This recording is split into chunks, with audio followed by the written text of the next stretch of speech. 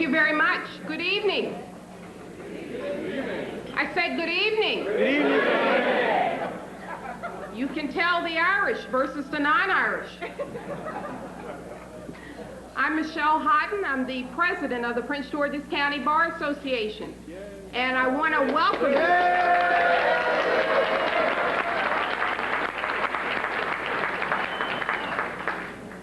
I will confess we were going to have this event with or without Judge Devlin. He suggested that whether he be here or on another planet, we were going to have this party tonight, and thank God we did. Now we're going to present the colors, and that will be by the United States Marine Corps. Hurrah!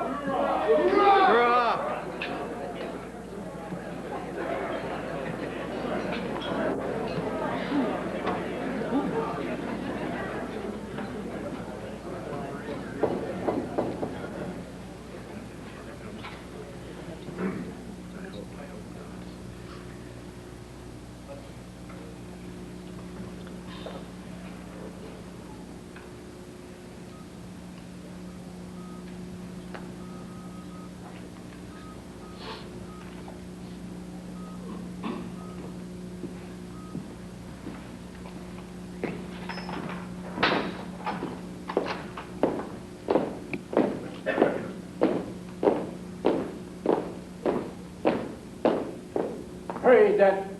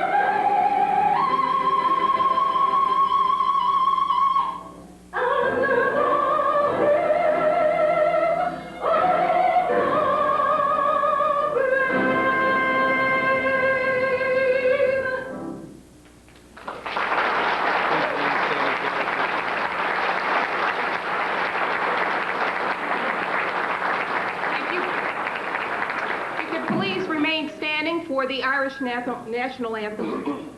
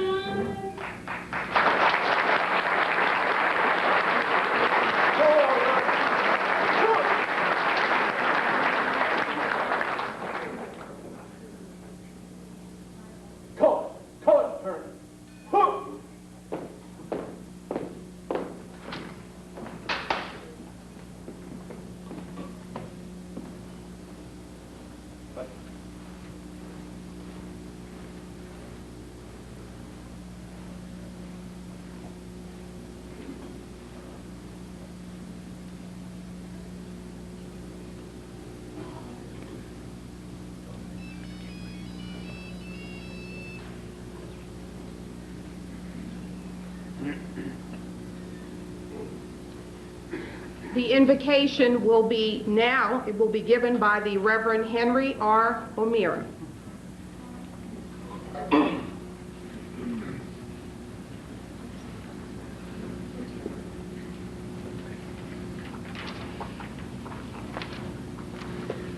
Almighty God, Supreme Lawgiver, peerless model for earthly judges and lawyers, on the solemn tribute of respect for a just domestic court judge about to retire, bless him and all practitioners of the law. Let them be just and merciful in their applications. We pray that the difficult and delicate balance between the rights of the individual and society be maintained, and that implementation of the one not detract from the other. We pray for order and decorum in our courts, without which no true justice can prevail. Let not the unrest and disturbance of the moment bring about excessive harshness of penalty or extreme leniency of sentence. With pardonable pride, may all our judges and lawyers continue to be shining examples of these concepts to the legal profession. And bless, O Lord, all here present, and your gifts of food and drink, which we receive from your rich bounty. God bless us all.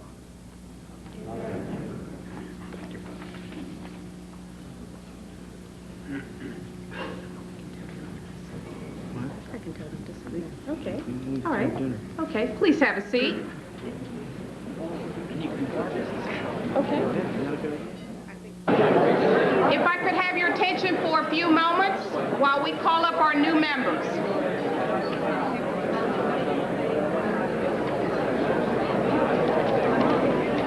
Thank you, Judge Houghton.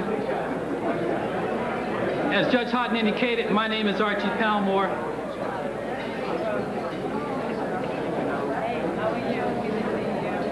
Ask for their attention. May I have your attention, please?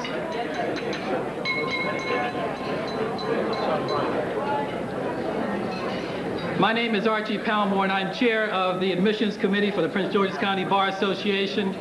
On behalf of the President of the Bar Association and its board of directors, I'd like to thank all of you for attendance this evening and taking time out of your busy schedules. I have a very short role in this program, and I assure you I will practice what I call the 3 B's. Be up, be quick, and be gone. As I call your name, will you please stand at your seat? It's not necessary to come up forward. These are the new admittees. And by the way, they are the lifeline of this bar association in addition to you. So please, there are a number of these people. We're asking that the bar be closed. I'm only kidding. The first person is Janet Atkinson, Jill Pennington, Aram Goldberg, Carolyn Sachs, David Sadler, Thomas DeNorga, Paul Duffy, George John, Monica Johnson, Jenny Kaufman, Belinda Mitchell, Marie Palmquist, Nicholas Fucus, Craig Stewart, Donald Weisfield, Veronica Nguyen. Do I have a motion for the admission of these new admittees? So moved. Second? Second. All those in favor? Aye. Thank you. You are now admitted.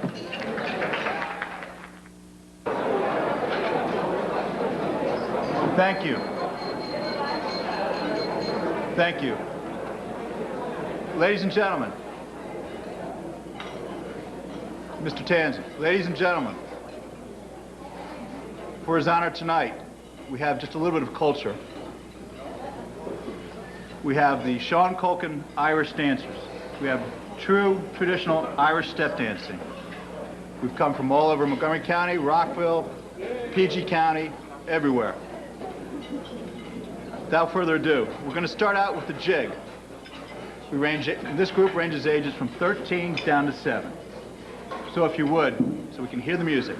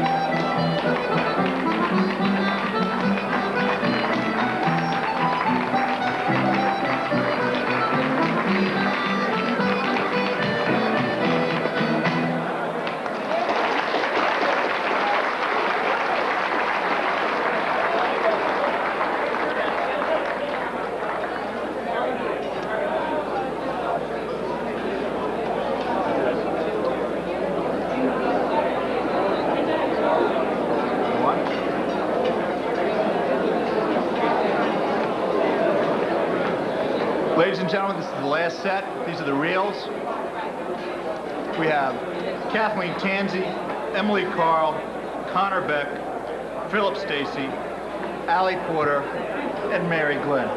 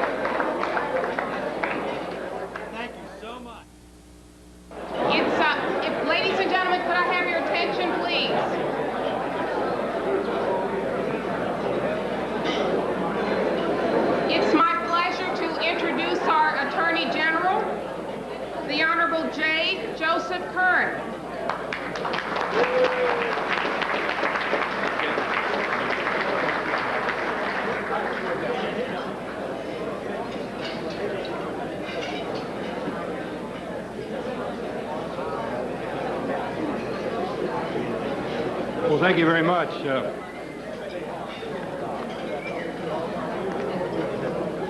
To Jerry and Mrs. Devlin, to Father O'Neill, to all of, if not most of, the members of the bar in Prince George County, to all of, if not most of, the members of the Circuit Court, District Court, and Court of Appeals of Maryland and their Court of Special Appeals, to the Marines, thank you for sharing this night with Jerry.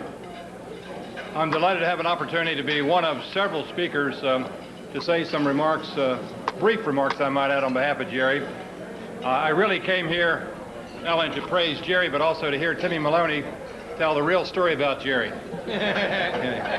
And you know, I couldn't help but think that now you know what Jerry looked like 45 years ago when he was in the Marines. I'm not sure what happened in the past 45 years, but in any event, it was nice to see the Marines.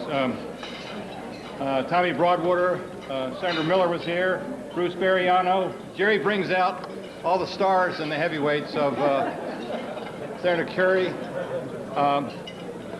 You know, this is a white collar, actually it's a white collar, it's a white tablecloth event, so I thought I'd better read a poem. Judge Nolan, nice to see you. And I look for one that might be appropriate. A distinguished non-Irish person, Robert Frost, said that the world is full of willing people. Some of those are willing to work, and others willing to let them do that. Well, our hero Jerry is one of those who did the work.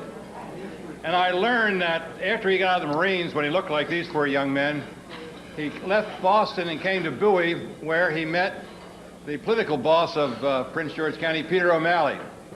And Peter O'Malley then, as I suppose now, is able to do things for people he likes. And he got a job for Jerry, I think, running an elevator in the Capitol. Well, Peter, he's done great since being an elevator operator. You'd be proud of him.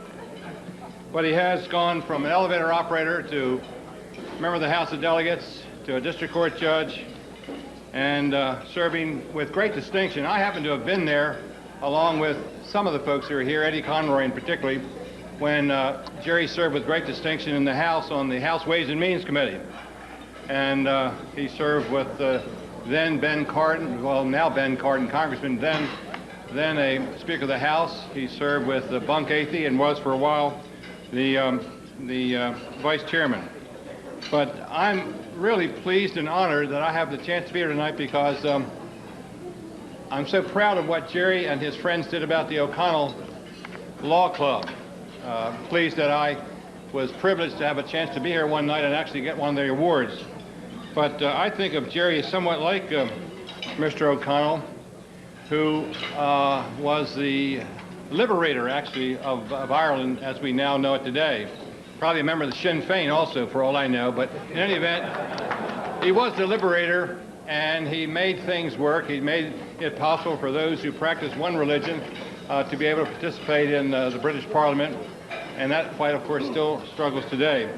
But Jerry, I think of you sort of as the 19th century version of O'Connell with your legislative follies. Now, you had a lot of help, I know. Kumar, of course, was one of those, but you were dealing with some really raw talent, but you did well. And I just wanted to thank the organizers for letting me stop over, but I want to caution you about one thing that I read about Daniel O'Connor.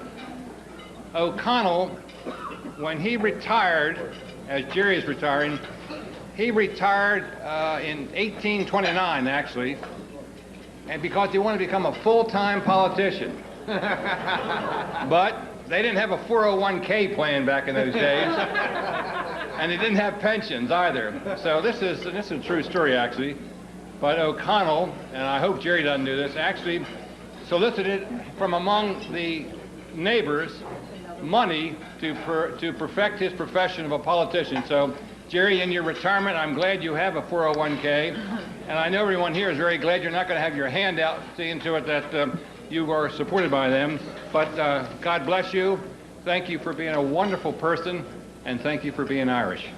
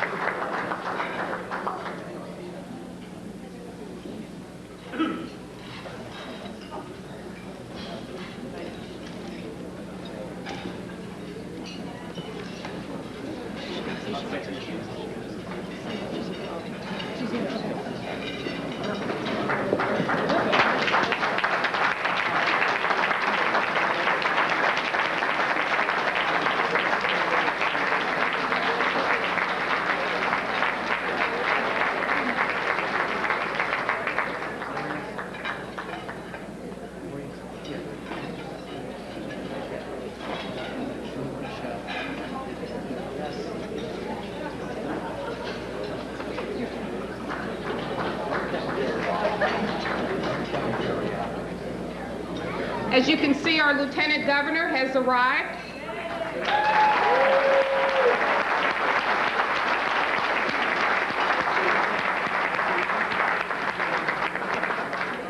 And here to introduce her is Maureen E. Quinn. Thank you very much. It is my great pleasure to introduce to you our keynote speaker this evening.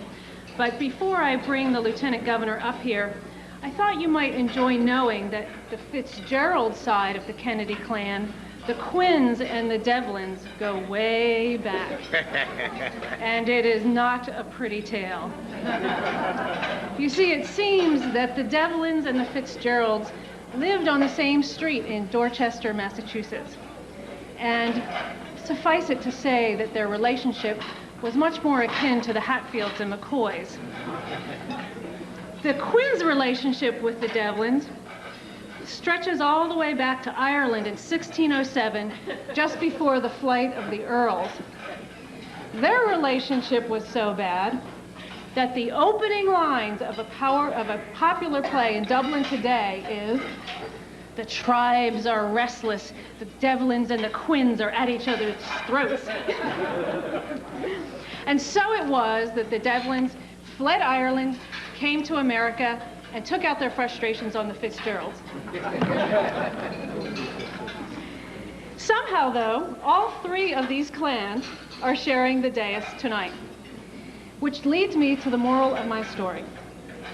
No matter how much animosity there is, it's nothing that can't be cured by 400 years, 2 legal systems, and at least 3 law schools.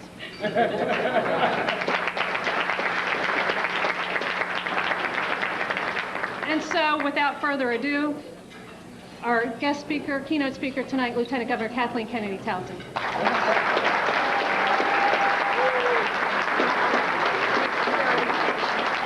you. Thank you very much.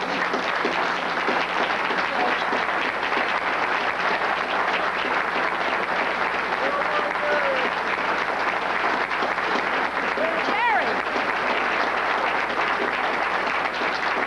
Thank you.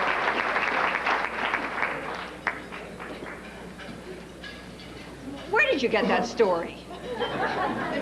She made it up. That's exactly right. It was a great story.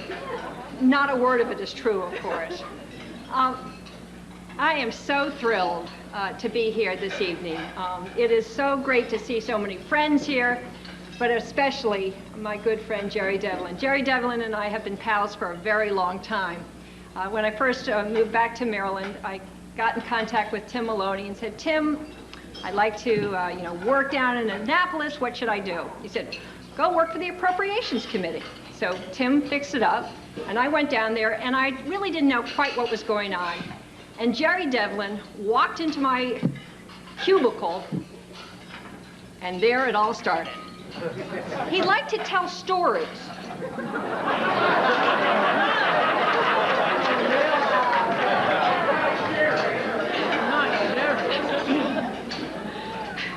He liked to give me history lessons. No, not Jerry.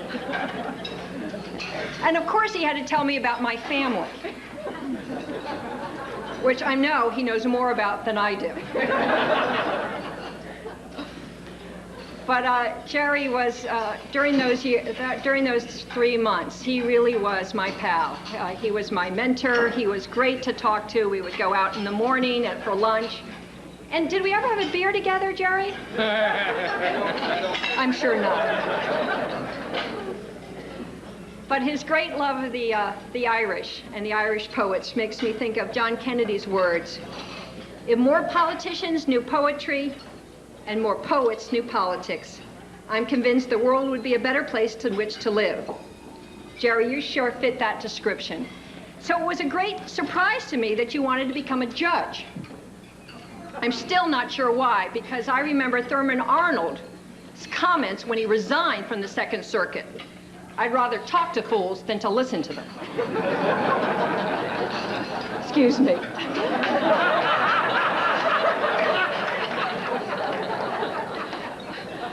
Gerry has been a terrific judge, obviously, and his wisdom, his humor, and his storytelling, I'm sure, will be missed around the courthouse. But I hope that means he'll be able to return to his other great love, politics. And have I got a campaign for you?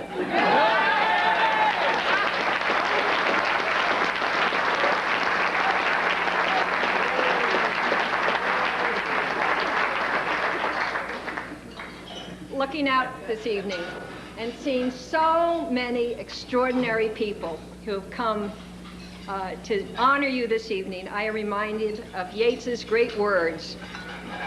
Think where a man's glory most begins and ends, and say, my glory was I had such friends. Gerry, I can't think of a more fitting tribute than this. Thank you, God bless you, and kudos to you as well.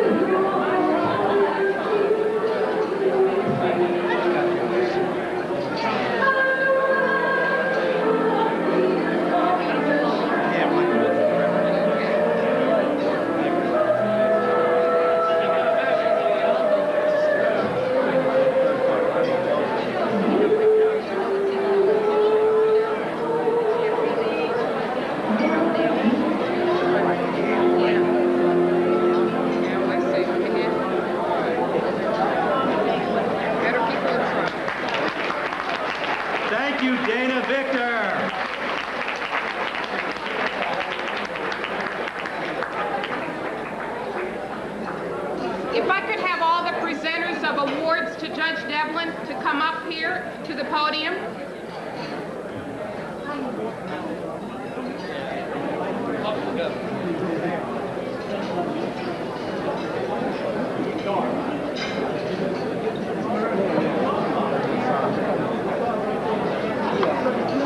Our first presenter will be Senator Mike Miller.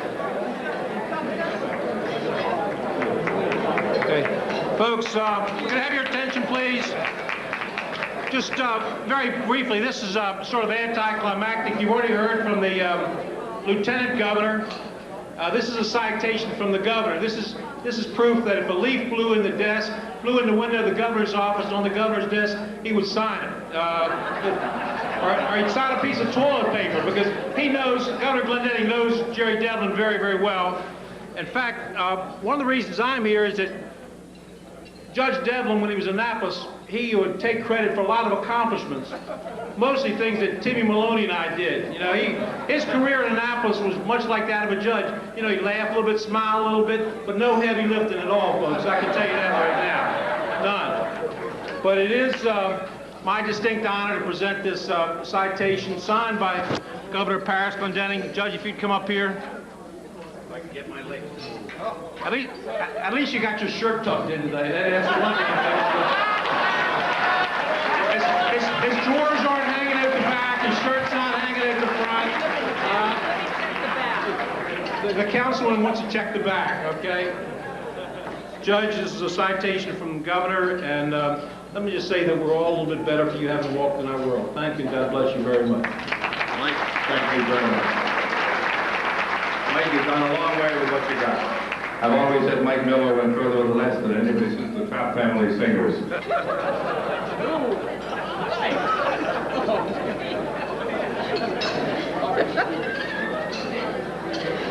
Next, we have a presentation from Senator Leo Green, Sr.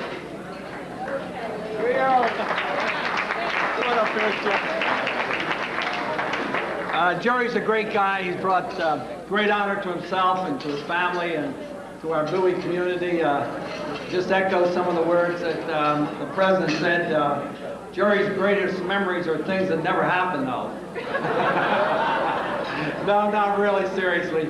As a fellow Irishman, he's done well in life. The best thing he ever did, he married up, Carol, just like me. So it was a great tribute to his family. But we're very proud of him in the 23rd District.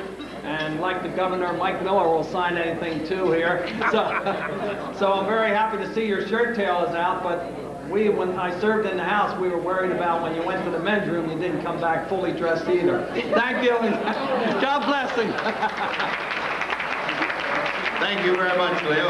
You've taken a lot of abuse tonight. Next, if I could have the members from the House of Delegates to come up.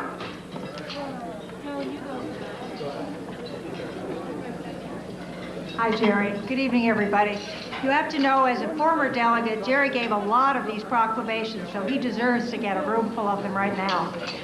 Time really flies when you're having fun, and we haven't had as much fun since Jerry left the House of Delegates, I can tell you that. This man's got a lot of time on his hands after this evening, and somebody needs to come up with a project for him. Peter O'Malley says he's going to teach him to fish. Thank you all.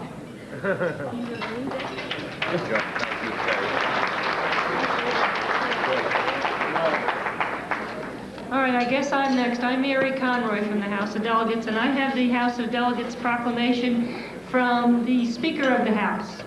And it's just a regular House of Delegates proclamation. It says that we love Jerry Devlin. We truly love him. And we're just very happy that he's retiring.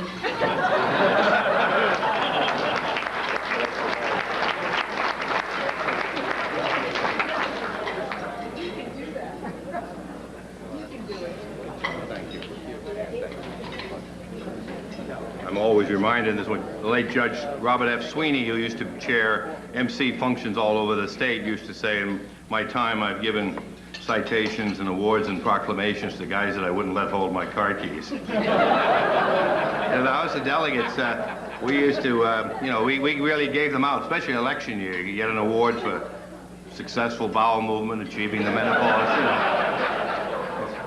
We recognize small distinctions.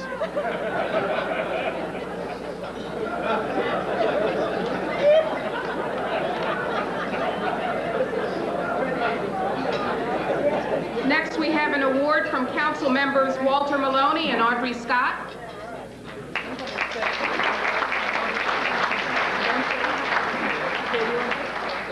We're arguing about who's going to say what. I want you to know that I've known Jerry for a long, long time, and I saw the proclamation that the council had prepared to present, and I just want you to know it was very staid and very proper, and it didn't sound anything like the Jerry I know.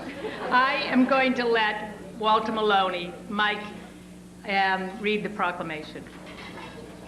Thank you much, Audrey. This is the normal way the county council does to honor individuals on various occasions such as this.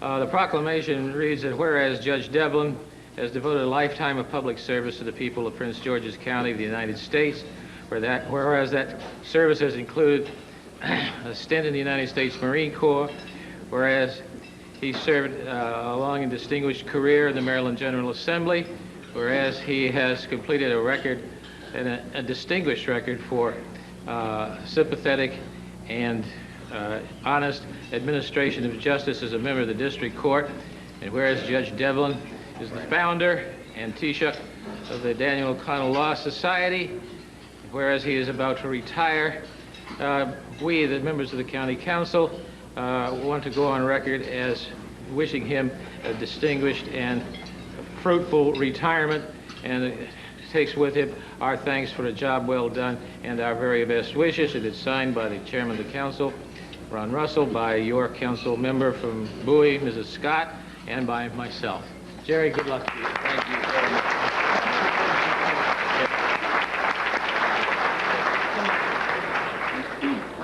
Now, if you were listening to Mike read that proclamation, you realize it never mentioned the Bowie Inn.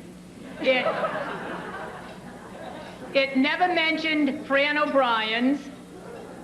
It never mentioned the Bowie Health Center Board of Directors meetings that had to be adjourned in order to get Jerry to stop telling jokes. There are other things it didn't mention, but the one thing that I would like to mention is that, Jerry, we wish you the very, very best. We know that you are going to enjoy your retirement, and that we are very, very eager to see in what direction your political interest will take you, because we know it's going to take you somewhere very, very satisfying and very fruitful for all the citizens. And we are very, very proud to know you and to call you friend. Thanks, We really do appreciate Mike and Audrey. Audrey is from back home in Woburn, Massachusetts, and she is ethnically a Svenska flicka, a Swedish girl. And she was nice enough to come to the first meeting of the Daniel O'Connell Society. And I guess it was meant critically, but she said, when I grew up in Woburn, you couldn't get a job in the school system unless you're Irish. She got a standing ovation from the crowd.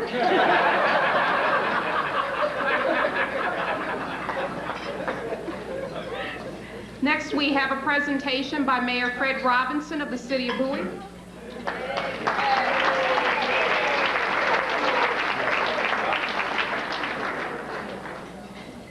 I always thought Jerry was a powerful friend, but I didn't know he brought his own College of Cardinals with him tonight.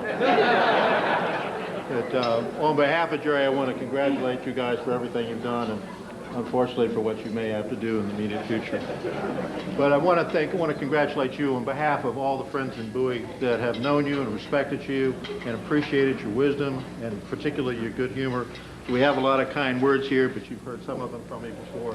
So I just want to wish you good luck on your retirement.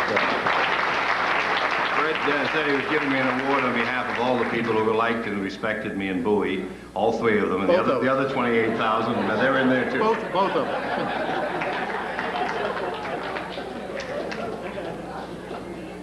Next, we have a presentation from Ray Chattery, Bob Flick, and Dick Kennedy.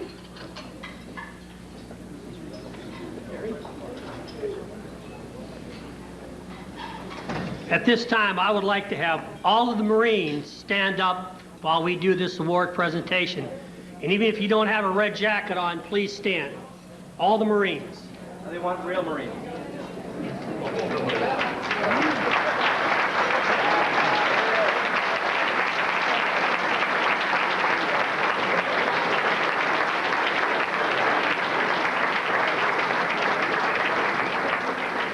Jerry, Bob Flick, and myself, we were all at the Marine Barracks at 8th and I at the same time. Although we didn't know each other, but it's really amazing how we can come together at a place like this. And at this time, the Free State Marine Detachment Marine Corps League proudly presents this Distinguished Service Award to Judge Gerard Devlin, District Court of Maryland, for his untiring devotion and dedicated service to the citizens of Maryland for over 30 years as a legislator and an officer of the court. And Bob Flick, Commandant, and myself as Adjutant Paymaster. And his one motto that really fits Jerry was, uncommon valor was a common virtue. And this is the plaque we are presenting with the Iwo Jima Monument.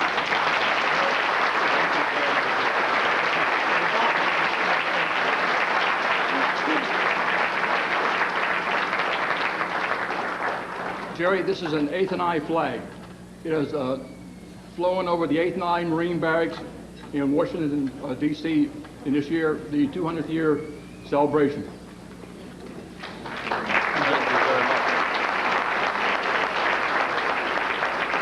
Nothing much matters more to me than the Marine Corps. And the remarkable thing, and I was telling my wife Carol earlier, when you saw those guys in the color guard coming in, that's what Bob Flick and Ray Chattery and I did a million years ago.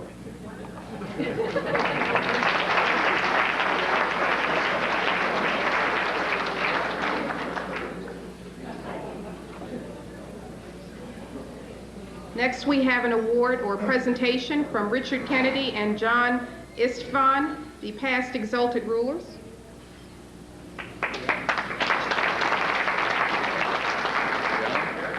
The best for last.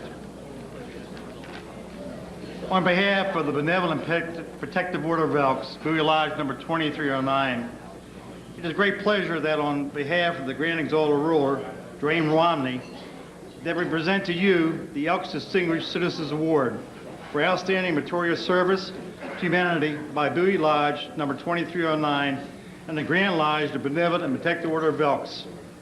In this testimony, we are witness and signatures by the President Exalted Ruler, Malcolm Willard, and by our Secretary, Donald Wilson. And Jerry's been in Elks since 1984.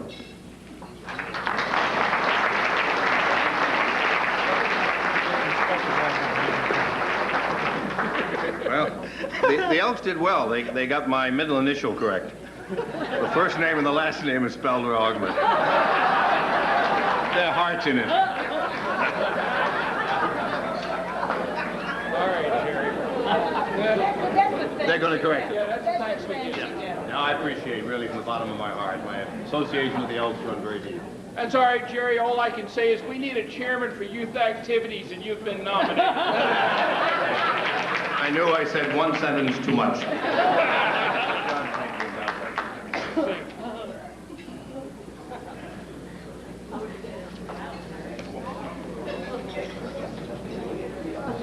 If Kathleen Devlin could come up to give a few remarks.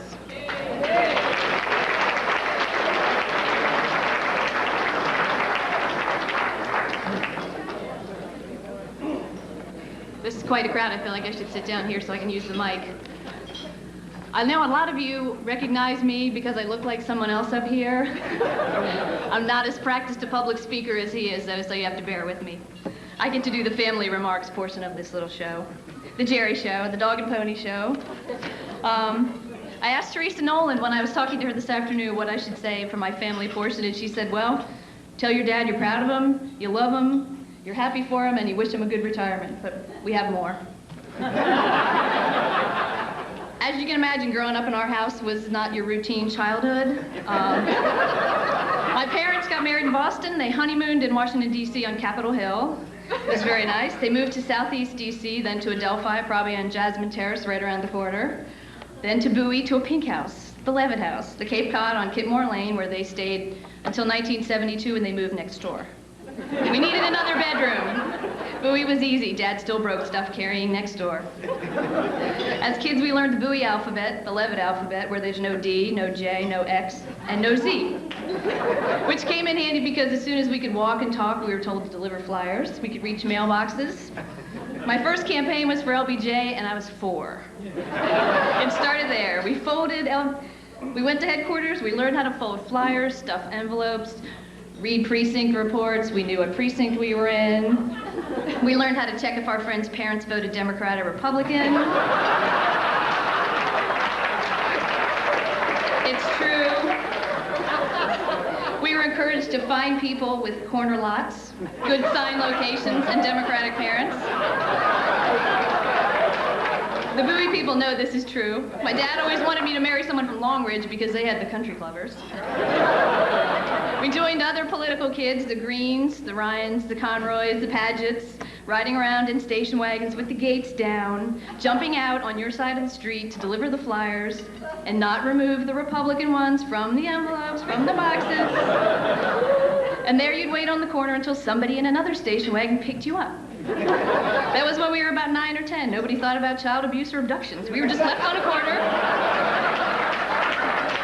No seatbelts, riding around in an open gate, gangs of kids, wearing shirts, handing out flyers. We knew what a bullet was, but we weren't supposed to admit it. The Bowie bullet. We learned how to screen campaign signs at Dave Ross's and put your finger in the white paint to make the Union bug in the corner so that it looked like a Union sign. I think I was 12. It was a low-budget campaign. Our reward was ice cream at Dave Ross's house. We thought this was normal. We thought all kids, were quizzed at dinner time by their parents and asked about heads of state and parliament. And Mimi got Senate bills and rules and committee members. She was about 6, being quizzed on House rules and how a bill goes through a committee. Mimi was in 2nd grade, and when they had a sample straw vote, they said, "Why did you vote for Democrat?" She said, "I didn't want to sleep in the lawn." We learned other things other than politics. We learned car maintenance, like from my dad, when the car light on the dashboard turns red, you get a new car. Anybody who's been in his car knows what I mean. He owned a Matador, an AMC Matador that was burgundy and gold. It was a hoopty driving off the lot. He taught us to be proud we were Irish. When I was in 2nd grade, my teacher said, "I think Devlin is German. I think he was going to have a stroke." I didn't go to that parent-teacher conference, but I heard about it later. We would go to Scituate in Massachusetts for summer vacations, and we thought Dad would tell us about Labor Day parades. We wanted to march. He bought our costumes. It was 80 degrees. We were the Irish flag. 3 kids in turtlenecks and long pants, marching lockstep, 80 degrees, just to get a $5 bill that we learned when the parade was over, everybody gets, even if you just showed up. There we were, green, orange, and white, turtlenecks, locked arms, walking down a parade. Nobody knew what we were. Nobody knew what our costume was. They didn't get it. We don't get it. $5 bill. There you go.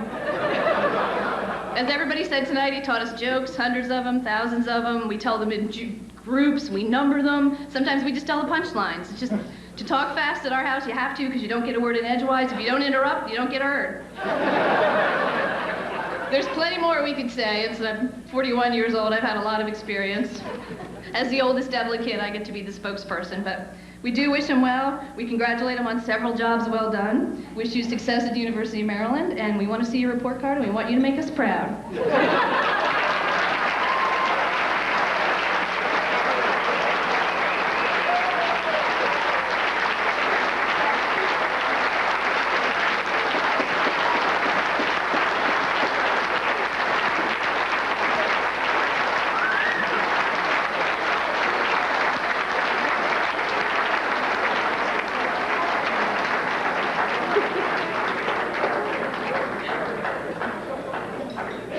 I don't know how Timmy Maloney's going to follow up on that, but...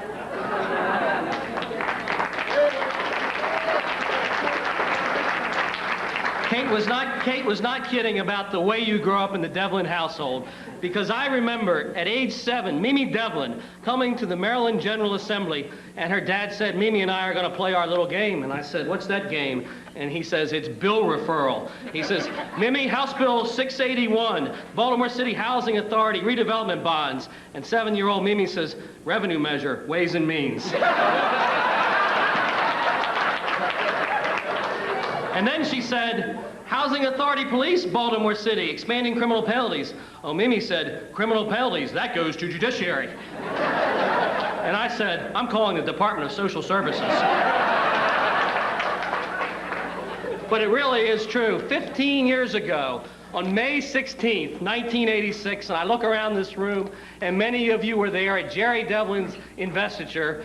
And Kathleen, you say that you were surprised when Jerry Devlin put in for the district court. You should have seen the Judicial Nominating Commission. And of course, Jerry's first words at that investiture, you all remember those immortal words. He says, last year you think Doug Flutie threw the Hail Mary pass at Boston College, but look at this appointment. But it really was true, and Jerry, as you remember that day, spoke from the heart.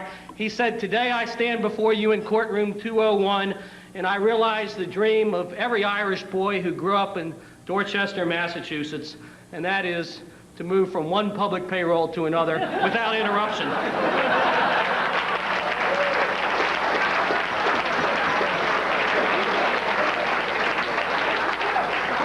Now tonight, of course, Jerry Devlin realizes the dream of every Irish man of a certain age, and that, of course, is to plan his very own Irish wake. And I refer not just, of course, to where the flags were going to be, how the flowers were going to be arranged, what corner the piano would be in, but who would speak and when, and what they would, of course, say about himself.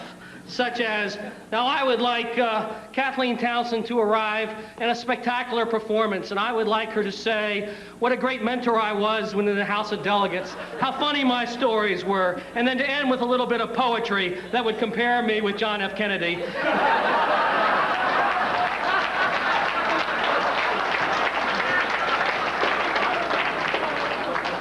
And I would like my daughter Kate to stand up here and give a wonderful and funny talk about it, what it was like to grow up in Bel Air, and make people think it really was funny and not so bizarre. And Leo Green, I would like Leo Green to get up, and I would like him to speak about 15 seconds. It's been about, of course, 15 years since Jerry Devlin left the General Assembly, but his influence is strong, and I'll just tell you a couple stories to illustrate it. You may not know this, but a judicial officer in Maryland, and all the judges at your table know this, are permitted to conduct marriage ceremonies in the District of Columbia, but not in their own state of Maryland. And Jerry Devlin thought this was a terrible injustice because he thought, what could be better on a Saturday afternoon but go to a party with lots of music, open bar, free food, and get paid for it? He said to me, you know, Tim, it's kind of like being in the General Assembly.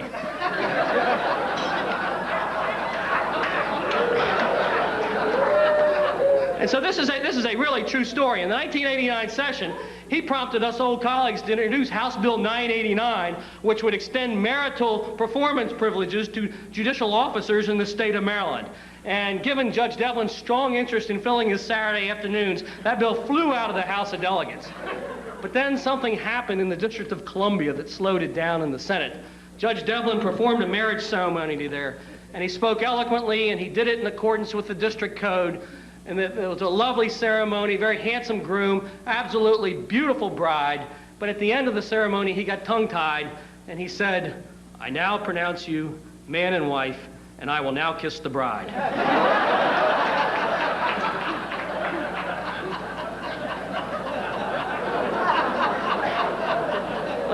Let's wait a minute while that sinks in over at the Hyattsville table over here.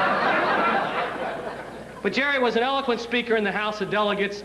The great moment in the House of Delegates is every Monday night. It used to be called Night at the Opera because the principal function of Monday night is to introduce guests in the gallery. And the chamber is packed and the gallery is packed to overflowing with constituents filling out in the halls. and people would stand up and make very flowery introductions, and the House of Delegates would rise in applause. And Jerry loved this night, Monday night, and Jerry knows what I'm going to tell. Because Jerry would spend the whole weekend before Monday night working on guest introductions. That was his principal accomplishment for many sessions. And the guest introduction, I'll remember that Jerry wrote the one day in which the majority whip read, and he said, "Mr. Speaker, I would ask the members of the House of Delegates to give a special welcome to two great Americans, Mr. Albert DeSalvo and Mr. David Berkowitz." And the House of Delegates rose in strong applause, not realizing that they were giving a standing ovation to Son of Sam and the Boston Strangler.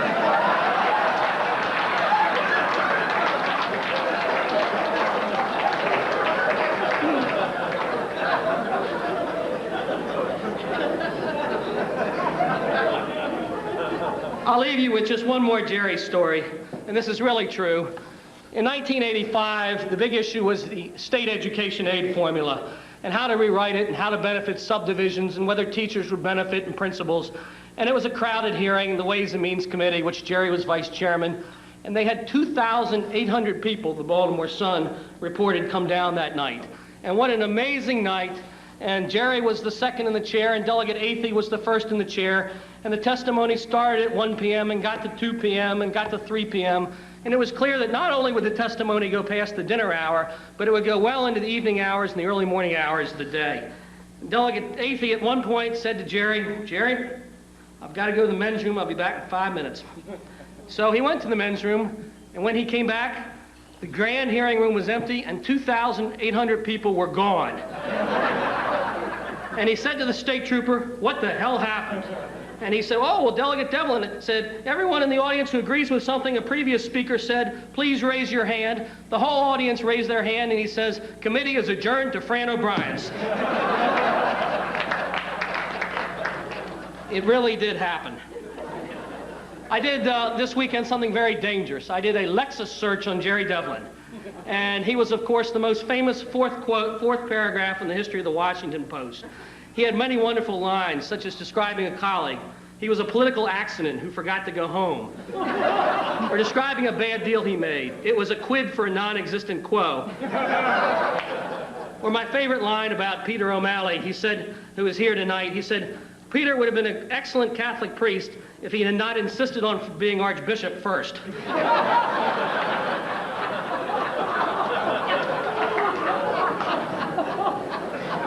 But Jerry, I think, is finally, at the end of his career, plowed all these wonderful talents into this great Daniel O'Connor Law Society.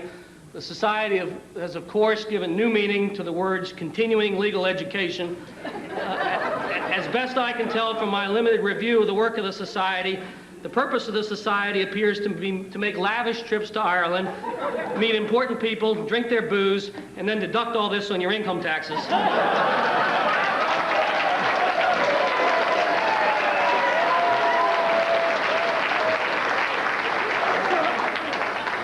I'll read you this one line. This is from the Irish Times when their delegation arrived. It said, this is where they'd met the President of Ireland and Desmond Guinness, owner of Guinness. They had all read in the front page of the Irish Times this press release that Jerry had sent over ahead of time, and I read, it says, "The most prominent delegation of Irish-American judges and lawyers ever to visit Ireland in the history of the United States arrived today to inspect the Irish legal system."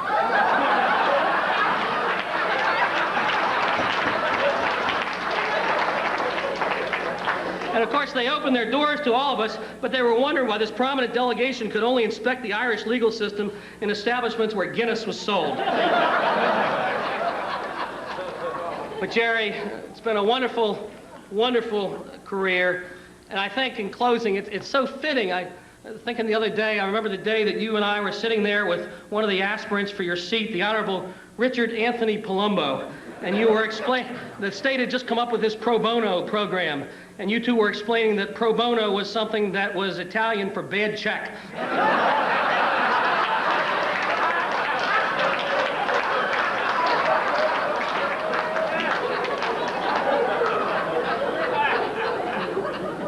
But Jerry, there's no pro bono here. Everybody's paid up.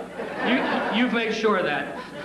But you've been a wonderful friend. You've been a great legislator.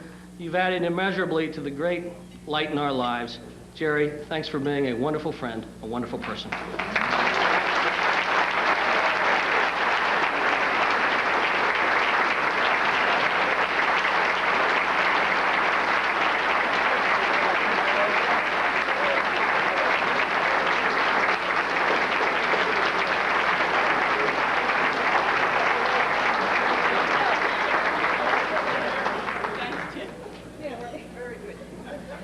Next, we'll have remarks from the Honorable Patrice Lewis.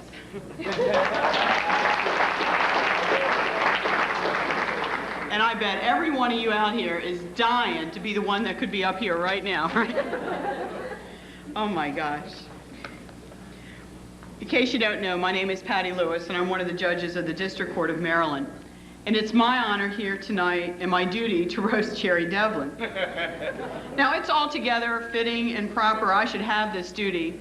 For over 10 years now, when people have asked me if I've enjoyed being a judge, I said, are you kidding? The state of Maryland pays me money to listen to Gerry Devlin's jokes. I've tried to bear up under the pressure. You see, Gerry has a lot of material, but when you lunch with him every day for so many years, the routines start to repeat, and as his daughters would say, you can tell the jokes by their numbers. Apparently, a few of you have heard his jokes more than once.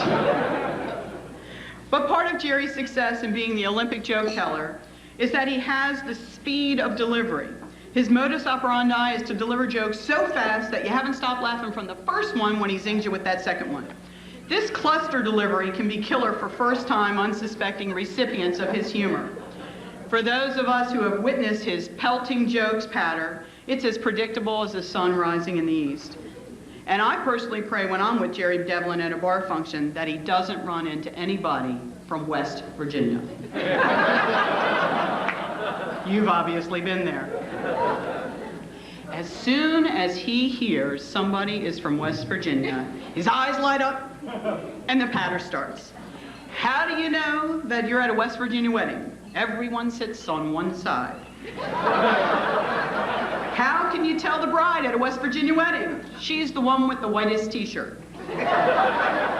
What's the main activity at a West Virginia housewarming party? They gather together and take the wheels off the trailer. And my particular favorite, how do you know toothpaste was invented in West Virginia? Because if it was invented anywhere else, they'd call it teeth paste.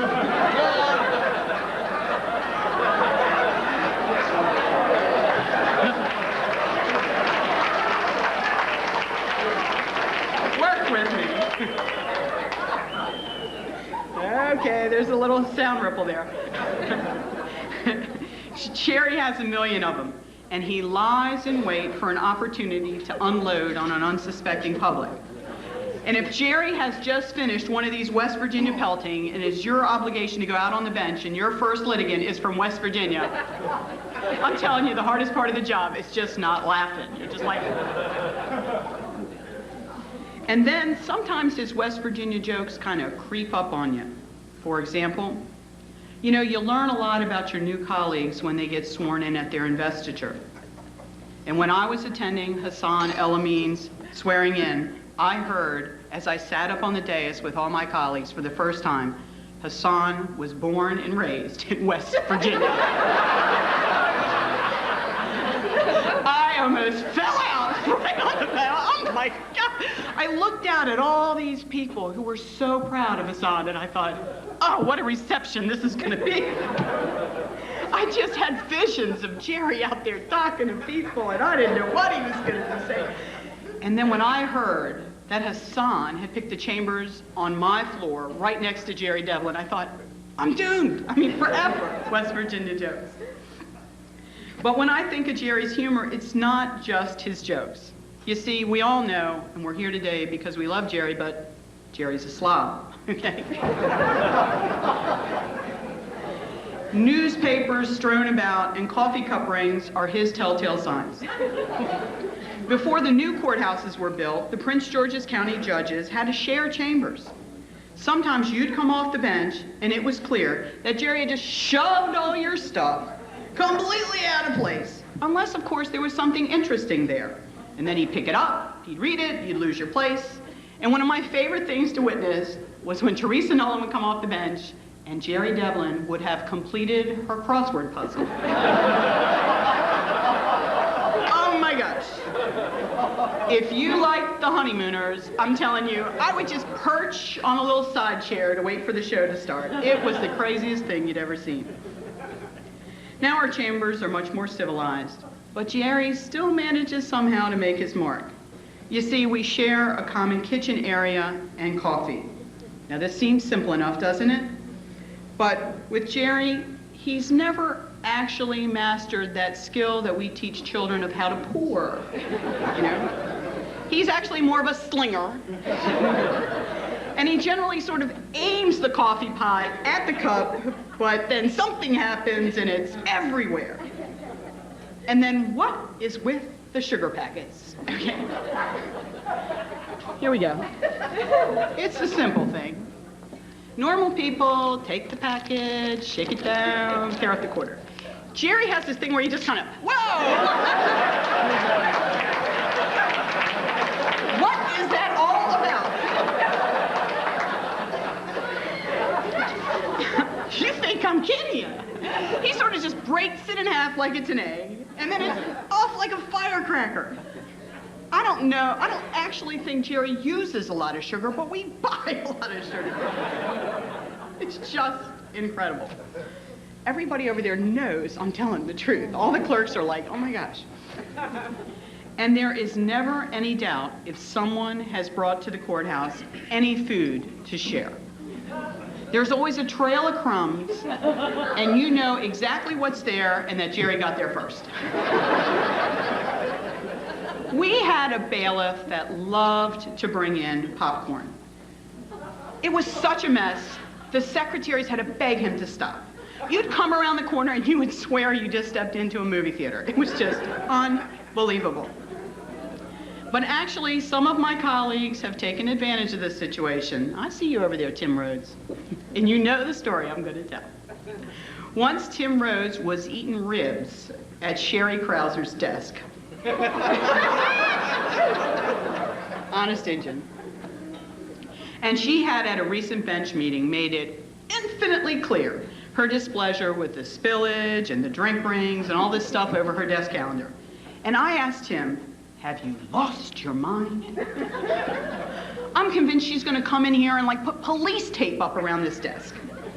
And Tim's response was, no problem, she's going to think Jerry did it.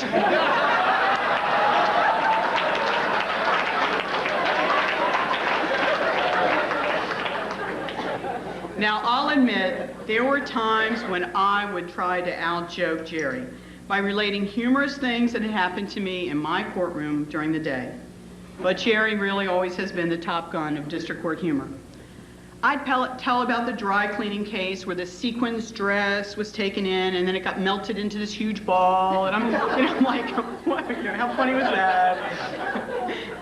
And then Jerry would sob, and he would top that story with the funniest, most tasteless, and it's actually nothing I can repeat here tonight because I checked to make sure the grandkids are still here. It's late, you should be home. Okay. So I thought, everybody here is a Jerry Devlin fan, and I know you all have your story.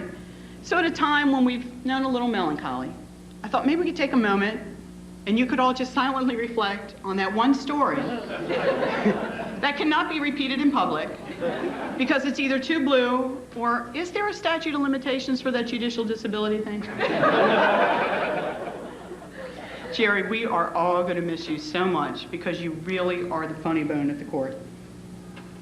Once when Jerry and I were on a roll, it's hard to imagine, I'm sure, we decided if the police could have a ticket book of possible traffic infractions, we as district court judges should have a corresponding list of defenses to traffic violations. It would save a lot of time. They could come in, pick a number, and we would know what their defense was.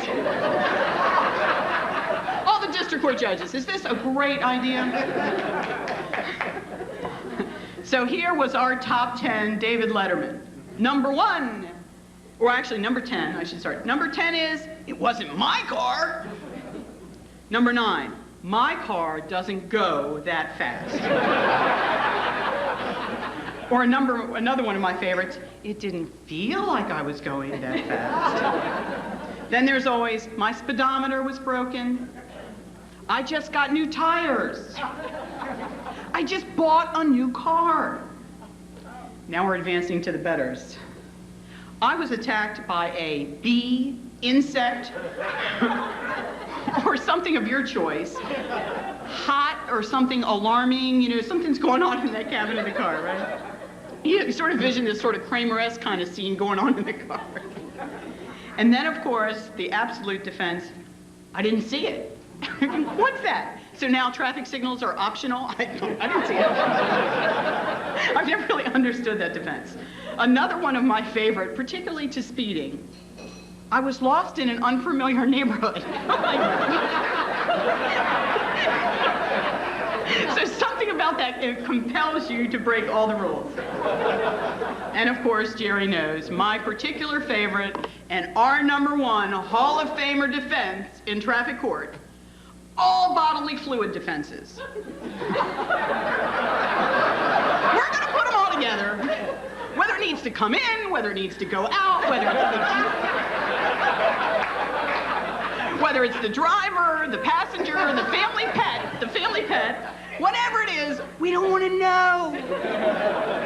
One of my colleagues said it was amazing to her how much somebody would publicly humiliate themselves for 70 miles. Colostomy bags, Jerry, I didn't tell you last week, a guy came in, I swear, you can't make this stuff up. His underpants were in a Ziploc bag. I said, whatever you say it is, I'm going with it.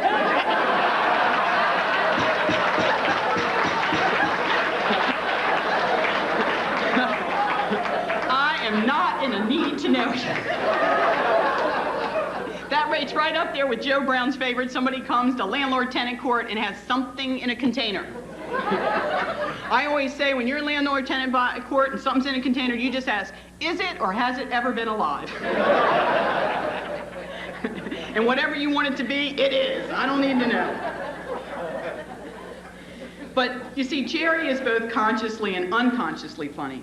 He is so brilliant that sometimes he doesn't actually watch what he's doing and he kind of stumbles through life. One of the things we all know, and I heard it many times tonight, Jerry is incapable of tucking in his shirt. I think that's why he went for a job with a robe, you know what I'm saying? It's such a point of problem that I remember at one point, Teresa Nolan, whoa, what a mess up that would be. Teresa Nolan said, I'm going to take Jerry and have a custom-made shirt with those little onesie snaps. You know, she always thinks.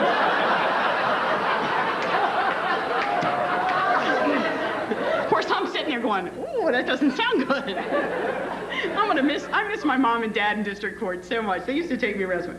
But Jerry, Sylvia Boyd found these, and I'm like, and all the guys in red, what's up with this?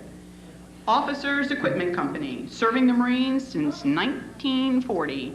Shirt holders. Before and after, the look for professional shirt wearing.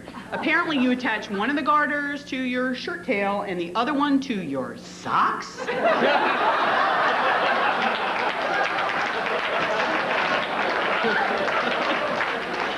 Now we know why those Marines are so tough.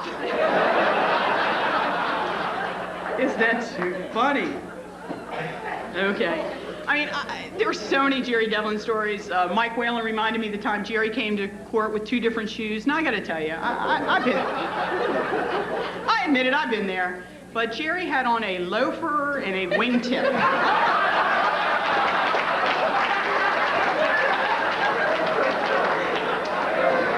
It's like, Jerry, phone a friend. What's that?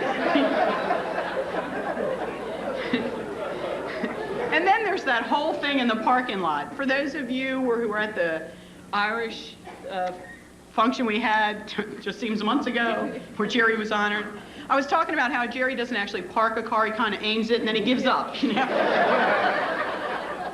And I thought, you know, maybe that's old. And they said, no, Judge Lewis, you don't understand. See, he used to work on Capitol Hill, and on Capitol Hill, one of the great perks is that you get free framing, in case anybody never worked on Capitol Hill and lived this close to Washington. And so everybody in Capitol Hill has these offices that has like frames from like the bottom to the top. I mean, you know, and Jerry's office was just plastered with these things. So when Jerry had to leave, I was like, when's the shrine coming down, okay? And it's been taking him a long time to remove. I mean, I dragged Jim Salmon in there the other night. I said, what do you think, 250, 300 nail holes in this wall? Unbelievable. Well, Jerry calls and gets one of the district court people to bring a cart to help bring all these frames down. And of course, if you've ever seen Jerry park a car, there's no way he can open his doors and actually put the stuff in the car. So Jerry takes the car and completely backs it out of the space into the travel portion of the roadway. I can't make this stuff up, okay? They put everything into the car. The district court employee's like, see you, Judge Devlin, and takes the cart and goes away. We don't know what happened to Jerry. Jerry just gave up on the project and walked away. He left his car completely in the traveling portion of the road. Doors closed. Now, the only thing funnier than that, Jean, are you still here? Jean Barron comes at the end of the day, and she's rushing to a meeting, and she sees Jerry's car in the middle of the road. She's like, oh my gosh, something bad happened to him. You know, you hear this story, you know, people die right before the retirement dinner, you're like, oh, this is sad. You made it, Jerry. She tentatively goes up to the car. She realizes he's not here. And now she's like, I can't get my car out because it's got the whole road stuck. It was crazy. It took 3 bailiffs to move your car and nobody could find Jerry. I don't know, Jerry. It's just the craziest thing. Jerry just has a thing about cars. And finally, when I was speaking at the Irish thing, somebody asked, could you tell me about Jerry's famous judicial opinions? I told him they were basically granted, denied, continued, you know? Okay. So now I've done a little bit more research. And a couple of weeks ago, I heard Jerry. I have to go to the edge a little bit, right? Jerry says in open court, in small claims, hell is a place where every litigant is pro se.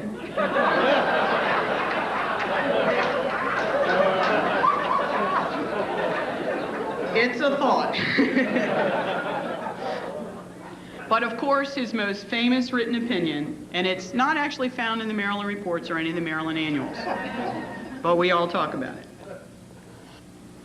Jerry's in the back, and he's talking about, you know, when you're good, and you know how to do an opening statement in traffic court, everybody will plead guilty. And he's back there bragging, I can talk everybody into pleading guilty. So, you know, I know you don't want to know this, but we kind of have this little thing going, how far can you go, and how many, you know, whatever. So he's like, I'm going in, everybody's pleading guilty today. He said, and his final parting shot was, and please forgive me, did the children leave the room? You'd have to be an asshole to not plead guilty when I finish this witness.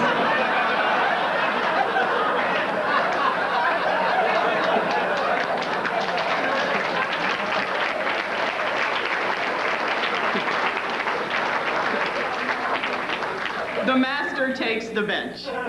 He's rowing, he's feeling good, he's 2/3 of the way through the docket, and lo and behold, not guilty. So Jerry grabs a yellow sticky, puts it on the docket to slip to the clerk and says, here comes the first asshole.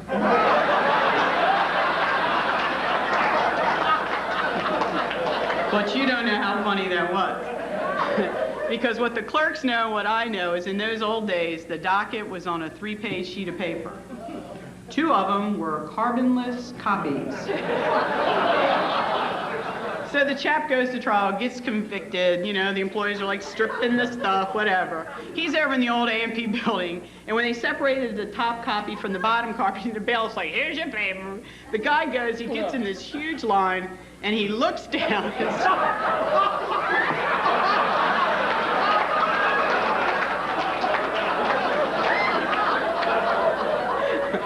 I think Jerry was on double secret probation there for a while, but he swears everything was fine. Jerry, I don't know what we're going to do without you. have brought us so much joy and happiness. I've brought you a couple of books just because I know you love to read. One is Congressional Anecdotes. One of your friends thought that this picture of Senator Kennedy actually looked like you. And from the Prince Georgians, I thought you really needed to read this one, Princes of Ireland, Planters of Maryland.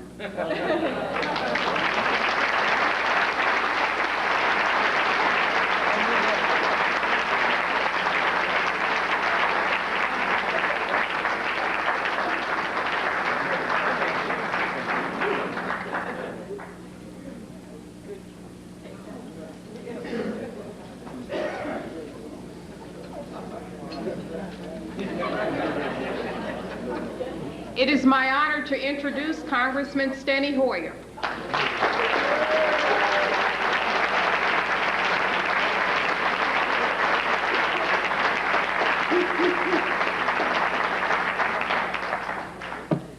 This is one of these Irish things, right, Patrice? I wasn't sure I was going to get here. We were in session tonight. We just got out and I was late. I want to say I'm pleased to be here. I got here a little early, so I got to hear Tim Maloney. My timing is usually better than that, Mike, as you know. I have my three-piece pajamas out in the car, Tim. I'm not here to roast Jerry Devlin. That will not surprise you. I'm really not into roast, particularly when I do them so poorly.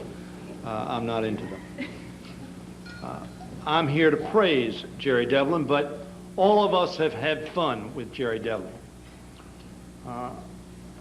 There are, I think, only a few of you in this room, not very many, who have known Jerry longer than I have. Pete O'Malley is one of those because Pete O'Malley introduced me to Jerry Devlin. I have not forgiven him for that. We had a little group. We all worked on Capitol Hill together. We were all going to school, and we were all interested in politics. I know that comes as a great surprise to all of you. And this little group numbered, depending upon a good day, 12, and on a bad day, 5 or 6.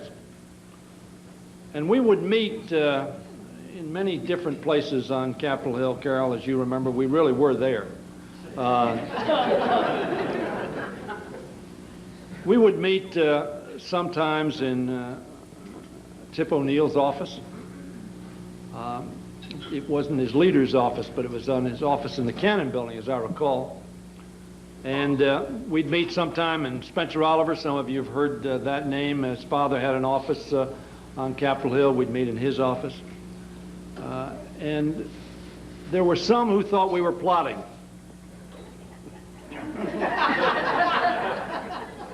Would we do that, Audrey?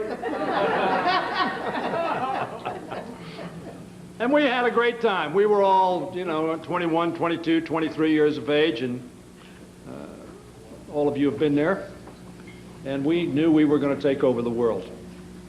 And Jerry was a member of that group and was almost always there. And over the years, we were going to school and working on Capitol Hill. 2 or 3 years later,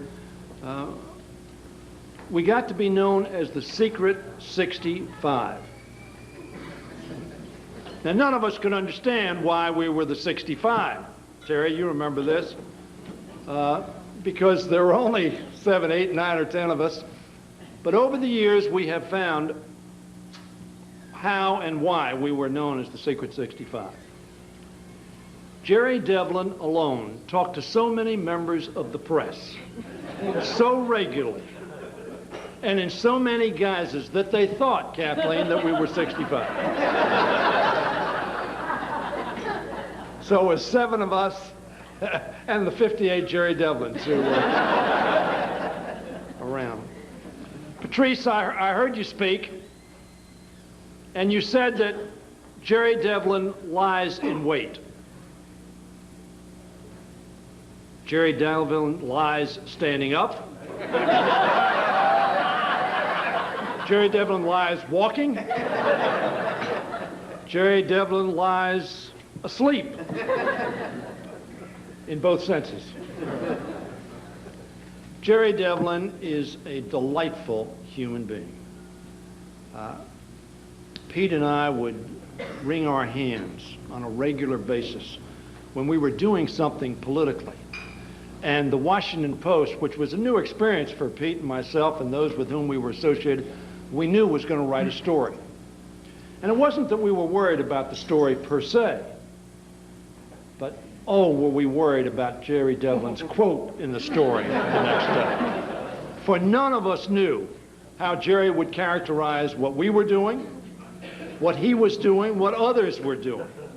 But we were convinced it would be inaccurate, whatever he said. Jerry and I had the opportunity to serve in the legislature together. He is a member of the House of Delegates. And as you love him as lawyers, as you love him as fellow judges, as Tim has told you so correctly, all of his fellow legislators, Bruce, as you recall, loved him as well. They loved him because he was irrepressible then, funny, outrageous, often, warm, incredibly bright, and I think all of us ought to send him to New York to be on Who Wants to Be a Millionaire? Because it was our experience that Jerry knew more trivia than all the rest of us put together. Maybe, Tim, you're an exception. But than all the rest of us put together. We didn't know why Jerry knew these esoteric facts. We didn't know why he cared about these esoteric facts. But we do knew. I sound like George Bush with oh,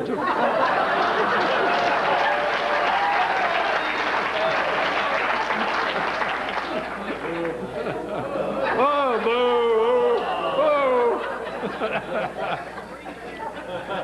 That was an accurate remark, a partisan remark, I understand. We did know, however, that Jerry Devlin was beloved of all who knew him.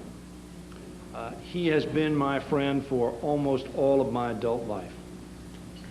And for that entire period of time, I have admired him for the same reasons you have. Not because he knew how to tuck in his shirt, because Lord knows he didn't. And I'm looking forward to Patrice, his putting those shirt holders on his socks. Hopefully with no pants on, so we can get the full effect.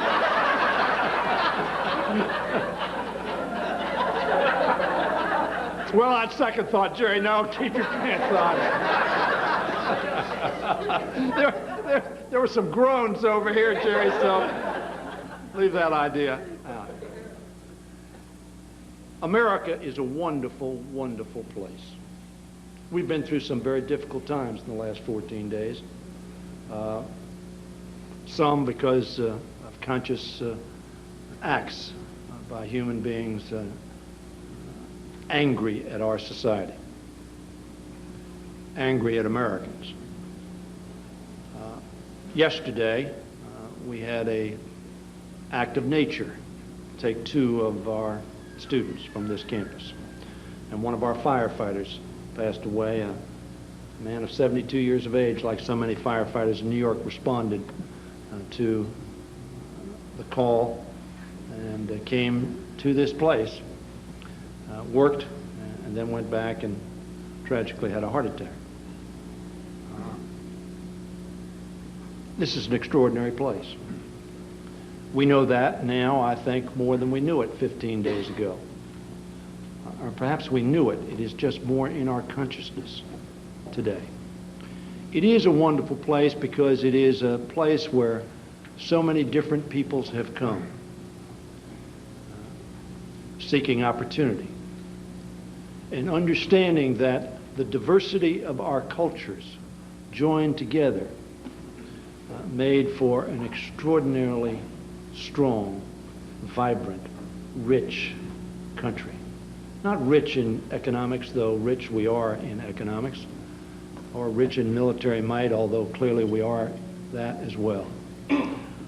But rich in the diversity of opinion, diversity of style, the diversity of character, the diversity of commitment, but the unity of purpose, one nation, indivisible, with liberty and justice for all. I've gone through, as you have gone through, a lot of thoughts about that and participation. I'm going to present Jerry with a flag. I don't think in my lifetime I've seen as many flags as I've seen over the last 14 days. And I have given some of you flags. Now, some of you I gave other things, Teresa in particular. And I like to give flags at these ceremonies where we celebrate the contributions of one of our fellow citizens, the contributions they have made to making that an indivisible nation, with justice and with liberty for all. Citizens who have given of themselves and not been paid nearly what they could have made in another profession to ensure that each and every individual in our country could come before a tribunal and get justice. There are some in the world who don't understand that concept. Theirs is the justice of the gun, of force, of might. Gerard Devlin joined many years ago that number of you who serve in that capacity, that your fellow citizens repose in you incredible authority through their governor, through their legislature, and they give you great trust. They give you great trust, Jerry, because they admired your character, your common sense, and your humanity. I've known Jerry all my adult life. Never once have I not known that he had in abundance all of those characteristics. Never once has he fooled me with the humor and the gaffes and the kidding that he continually participates in. That there is at all times a heart and a mind committed to the best of what is America. Jerry Devlin is one of the best that is America. This flag flew over the capital of the United States. It's not really worth a lot in terms of dollars and cents, but it is invaluable in what it represents. And Jerry, I present it to you on behalf of all of us who you served well, and who loved you because you have enriched our community, our state, and our nation. God blesses America. God blesses America through the service of people like Gerard Devlin.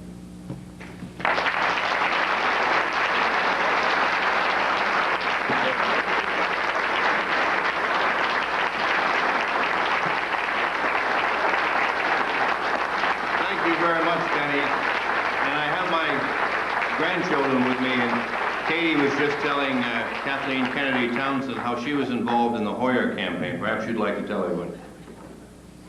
Me and my stepdad, my mom, and my sister, when the voting was going on in November, we were going all around Waldorf putting up signs for the voting of Cindy Hoyer. Well done.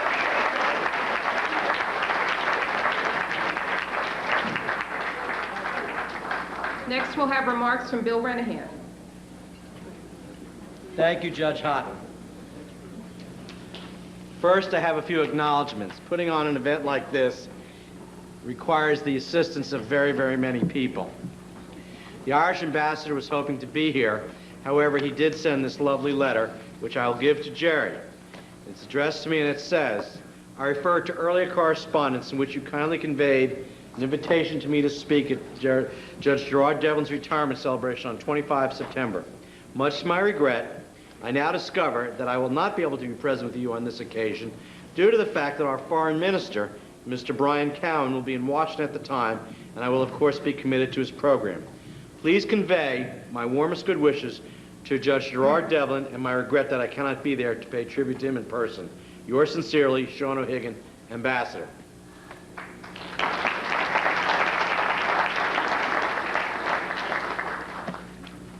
I want to recognize, first of all, my colleague Molly Cry in the Office of the Public Defender, because today's Molly's birthday.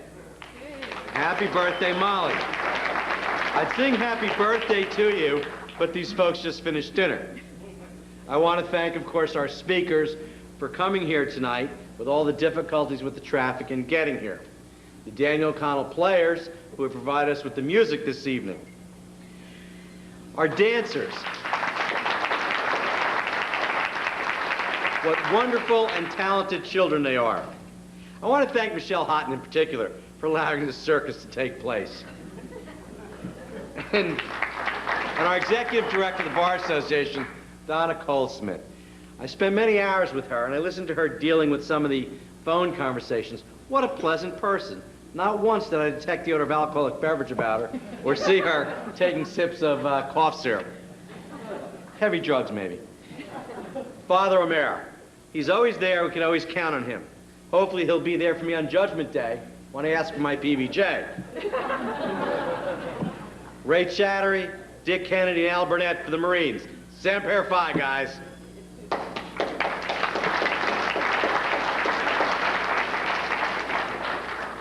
Robin McIntosh.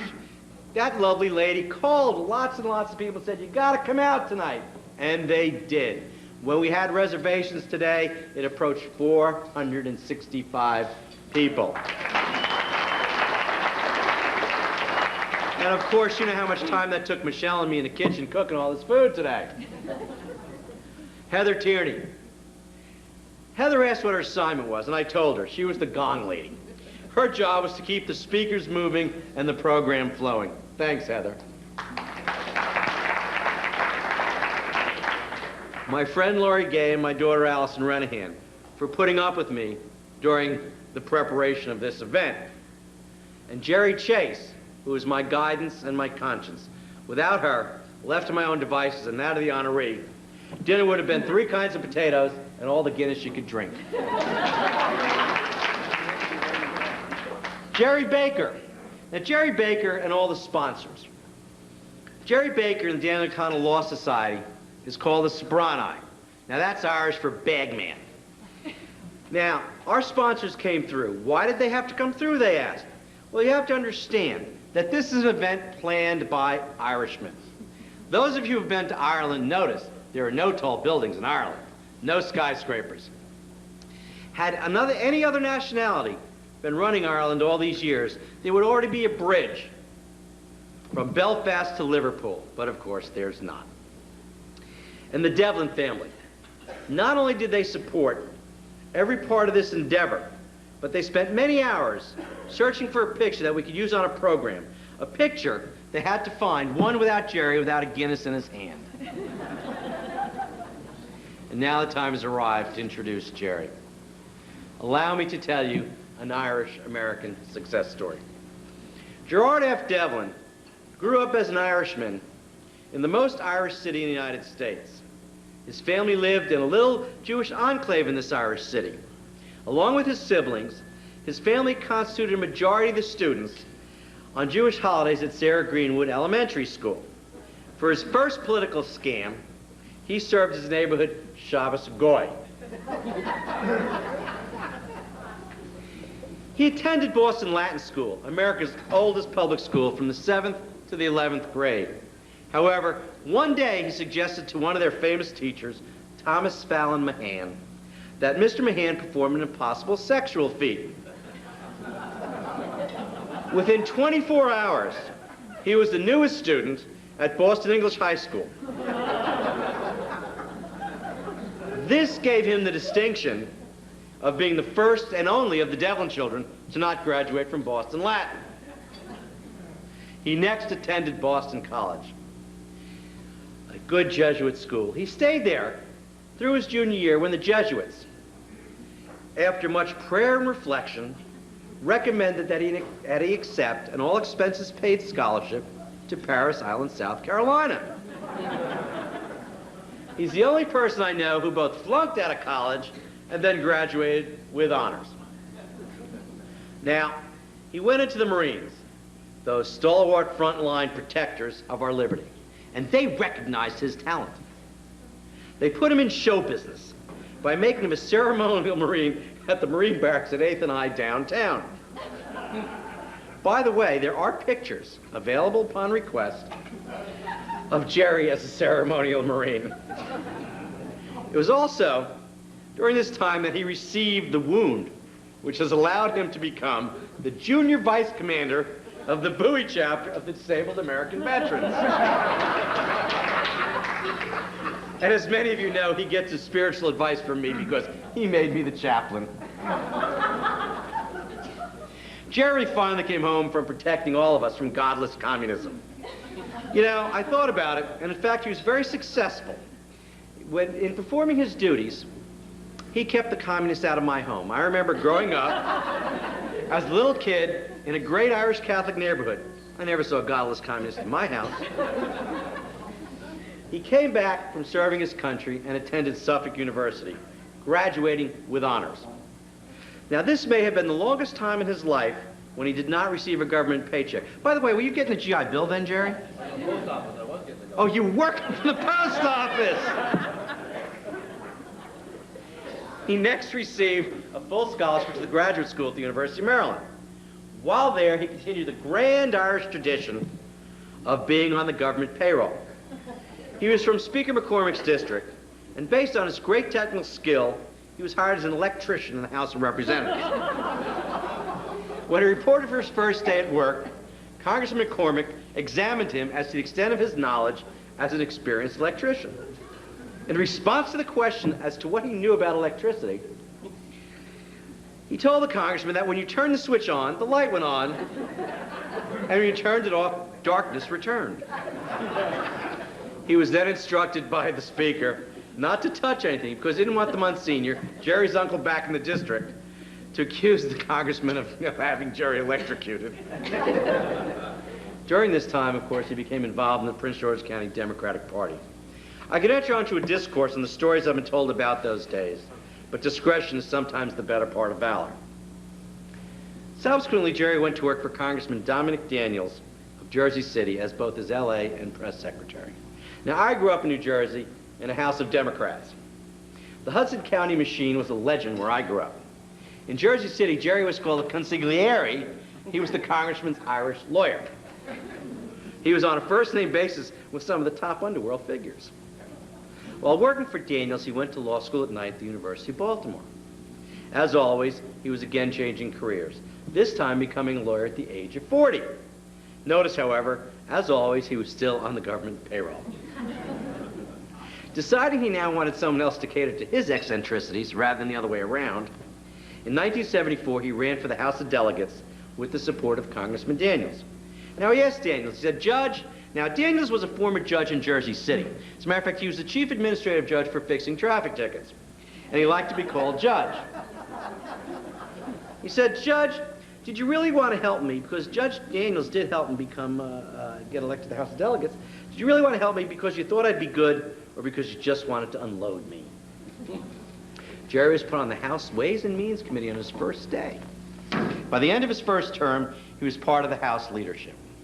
He introduced many bills, but the most significant bill was the one allowing bars to give out free food, which previously had been a crime in this state. Go, Jerry. You're on the way to eradicating hunger among drunks.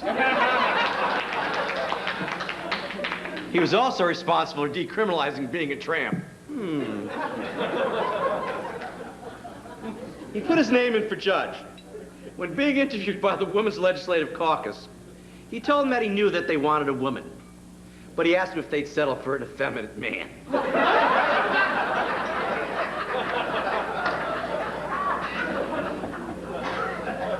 Somehow, Governor Hughes appointed him to the bench in 1986.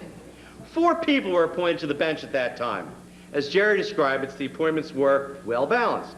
Bill Missouri, an outstanding African-American lawyer, Darlene Perry, a distinguished woman lawyer, Phil Nichols, a well-known attorney from an old Maryland family, and Jerry himself, a cheap political hack. You also must note that he went on the bench without missing a government paycheck. He went from the legislative payroll to the judicial payroll. And that, ladies and gentlemen, is success, Irish style. Now, when you appear before a judge, you have to disclose your relationship with the judge. So when I appear before Jerry, I've had to disclose I've slept with the judge. You see, what happened is we were flying to Ireland, and they put us in these skinny seats. And we had been at the airport for a while having Guinness, and then they rolled us on this overnight flight, and he went to sleep right on my shoulder.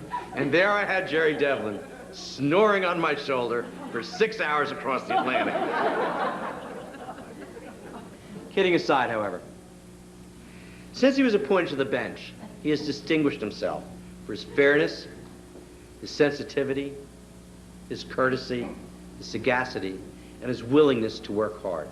And that is the real reason we're here. Ladies and gentlemen, I present to you Judge Gerard F. Devlin.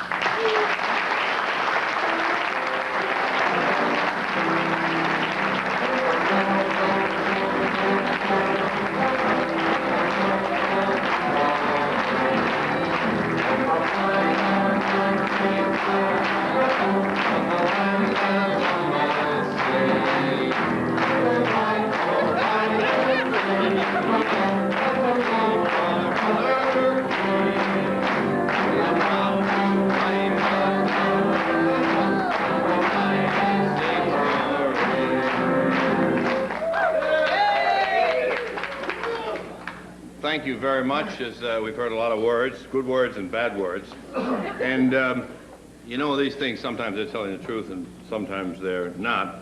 Reminds me in politics that I used to carry grudges.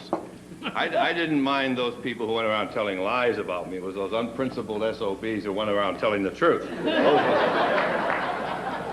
And this is kind of frightening. It's getting a little late. And I've been to every judge's farewell in the last probably 30 years.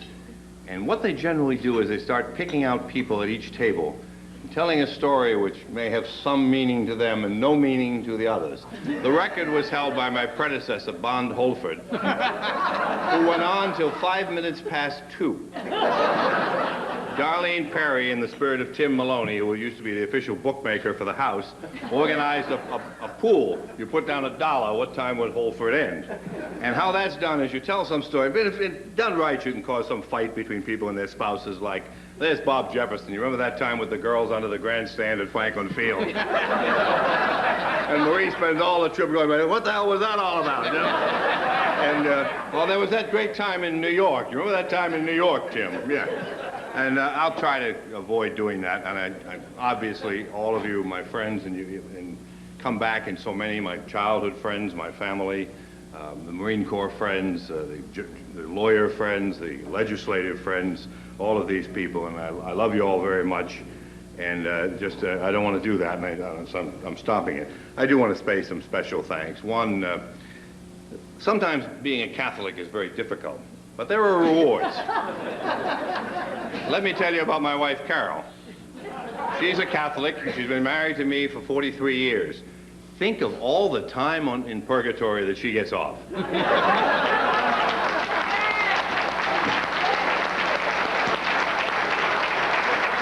that be a waste if she were a Protestant? But Carol, you know, Daddy said I wanted to buy her something nice for her birthday this year, our anniversary, and I said, would you like a new coat or a trip? No, I don't want that. What do you want? She said, I'd like a divorce. And I said, well, gee, I was thinking of something a little cheaper. And the world's greatest kids are here. What are the names again? There's Kate, Chris, and Mimi, and of course, you know, my son Jim is handicapped and couldn't be here. Nobody ever had better children than I did, and I did want to thank them, you know, right off for all they've done. Never once. My kids used to. Mickey Devaney's here, and she always was in charge of those flyers in Bowie. And around election season, the phone would ring. Who is it? It's Mrs. Devaney, and they would look at each other. And Mickey used to be able to. Her claim was she could put a flyer in every mailbox in Bowie in 45 minutes. We had these huge Irish, her own children, ours, the Malzones, the O'Briens, all of these people, and the Greens. So it really was, but it was well organized, but the terror of their youth. And today they all have flat feet, and you know why.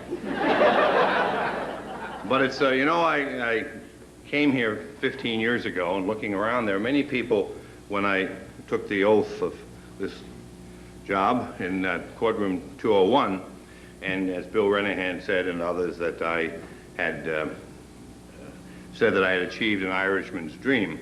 Actually, it's sort of a misquote of my father's quotes, because he said, when I was on the Hill and I was chairman of the election board, you've achieved the Irishman's dream, which is 2 public payrolls simultaneously. And if any of you ever heard of Mayor Kevin White in Boston, when I was growing up, they used to call his father Joe White, Joe White and his 7 jobs. But I come from two traditions. Now I've been a judge for 15 years and I've stayed on the public payroll. People say what kind of job it is. Let me retreat to my other ethnic heritage. And growing up as a Shabbos Goy, curiously enough, I've gone back to my childhood. The first job I ever had was running errands and lighting fires and things that Orthodox Jews in the neighborhood couldn't do. I was a Shabbos Goy.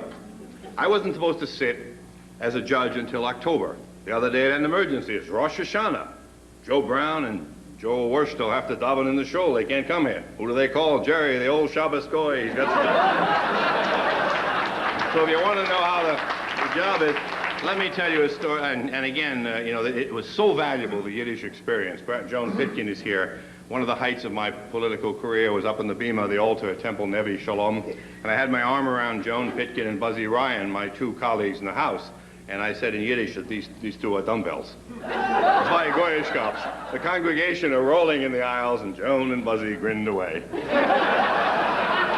But what kind of... Let me tell you a story in one of the Russian... in one of the ghettos. Yissel Lekobston. It's a sort of a ne'er-do-well. The elders of the synagogue were worried about him not supporting his family, but they didn't want to hurt his feelings. So they invented a job for him. They invited him up to meet the elders, and they said, we have a job for you. We want you to sit on a hill and wait for the Messiah. What do? He said, well, if the Messiah comes, you run from your chair on the hill and come down and tell everyone in the shtetl, the village, that the Messiah is coming. So the guy used to sit, Yissel Kopston, used to sit every day on top of the hill and waiting for the Messiah. And a traveler came by and he said, what are you doing? He said, well, it's my job. He said, I sit up here and wait for the Messiah. The traveler said, well, do you like your job? He says, well, he says, it doesn't pay much, but it's very steady. And that's kind of what being a judge is like. And then tonight there's been some mistakes here. One of which is Joe Curran said that Peter O'Malley hired me, and somehow he mistook Peter O'Malley for Speaker McCormick. Now, Speaker McCormick was born in 1891. So I can understand where there was a certain amount of confusion in this. And then, of course, Tim Maloney carries a grudge against me, and it's clear. Yes, mainly because I took his dear mother and introduced her to all the flesh pots of Dublin. Seal. And in concluding, I don't want to go on long again, and I keep saying that and going on longer. This has been an unusual Irish event. And I have to tell you that it's how the Irish do. Jerry Baker is trying to explain this to people. Tonight we had a dinner, and the committee organized a dinner and sold tickets for $30. The hotel, the Marriott charges $32.84. This is like the guy in County Kerry, the hat man. He bought hats for 12 pounds, and he sold them for 10 pounds. Well, how do you make a living that way? So when I lose each individual hat, I make up in volume.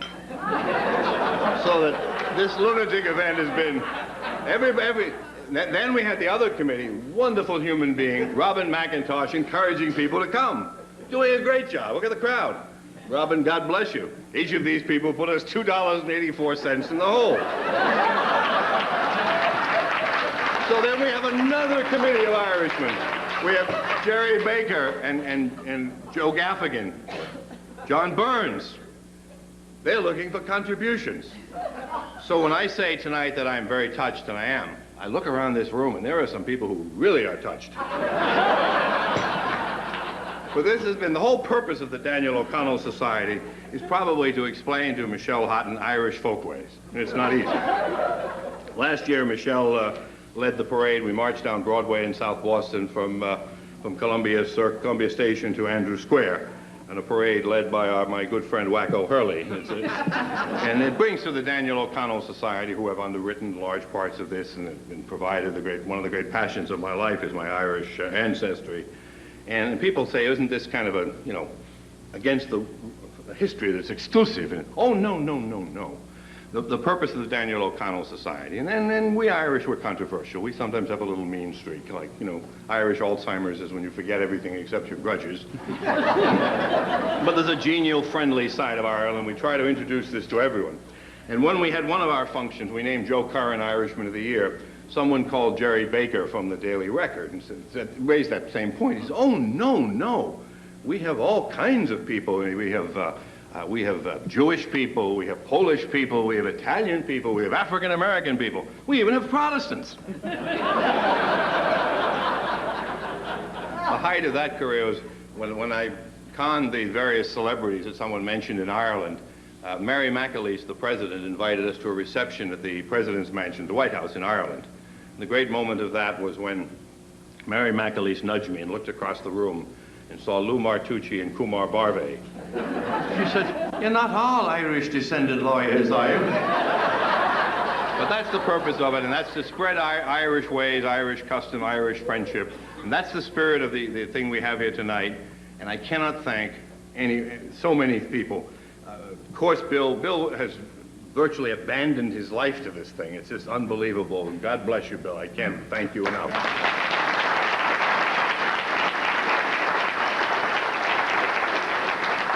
Jerry Baker in charge of touching people up. And Robin McIntosh making sure we had a crowd. Oh, yes, we did. And I think the Bar Association goes into receivership. If you want a job well done, give it to Robin. And then we have Donna Cole-Smith from the Bar Association, who is the great find of the Bar Association, who is absolutely remarkable. And all of these people made a good evening and made it fun. And I'm happy and proud to be with you, my friends, and I love you all. I love this state. I love this county. I love the professions I've been in. As a legislator, I've been lucky to be a legislator, lucky to be a lawyer, lucky to be a judge, lucky to be American. God bless you all, and God save America.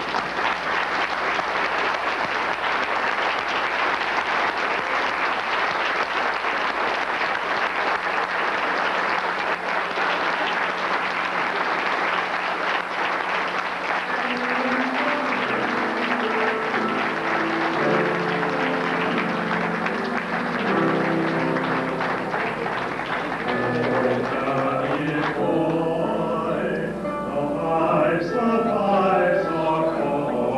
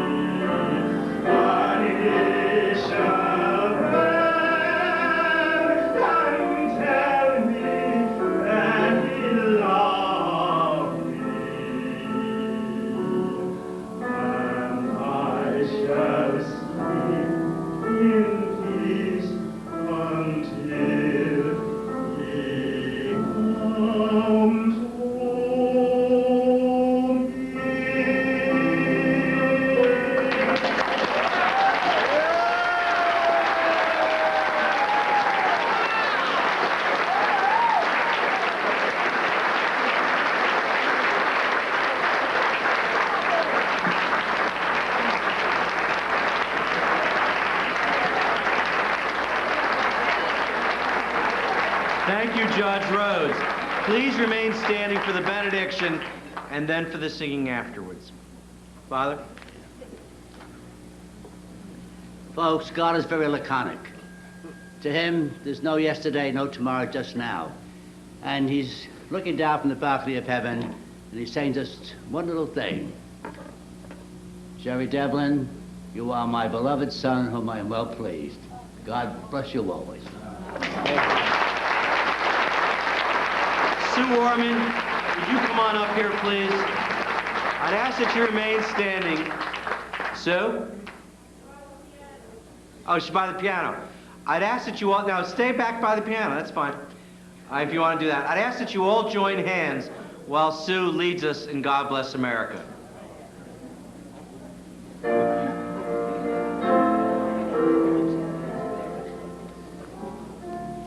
This is not my solo. What I really want you to do is, I'm going to sing a little verse, but when we hit God Bless America, I want you to sing really loud because it's had a lot more meaning in the last 2 weeks than it's ever had before.